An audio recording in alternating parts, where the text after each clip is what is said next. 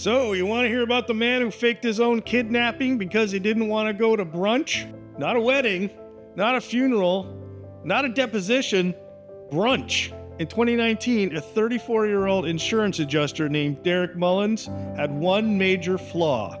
He could not say no to plans. Dinner? Yes. Game night? Yes. A couple's pottery class named Mugs and Feelings? Somehow, yes. So when his girlfriend Amanda invited him to her parents' annual Sunday brunch, Derek said, "Hey, sounds great." But it did not sound great because Amanda's family brunch was never casual. It had a seating chart, it had assigned pastries, and Amanda's father, Ron, had a tradition where every guest had to say one thing they were spiritually grateful for before they could touch the quiche. At this point, Derek knew he couldn't survive it. Derek panicked. At 10:17 Sunday morning, Amanda got a text from Derek's phone. It said, "Don't look for me. They have me." Then came a second text. "Tell Ron I'm sorry about the quiche."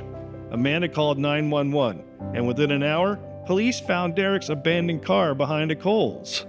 The driver's door was open, his phone was on the seat, and on the windshield, someone had written, "No brunch," in what appeared to be barbecue sauce. For 6 hours, police searched for Derek. They checked traffic cameras, they interviewed Amanda's family. Ron was briefly considered a suspect because he seemed, quote, unusually intense about egg dishes.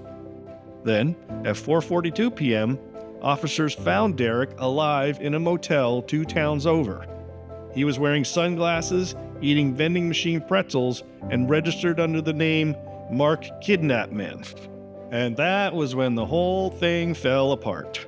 Because Derek had paid for the room with his own credit card, and when police searched his bag, they found a bottle of barbecue sauce, a fake ransom note, and a handwritten list titled "Things That Are Better Than Brunch."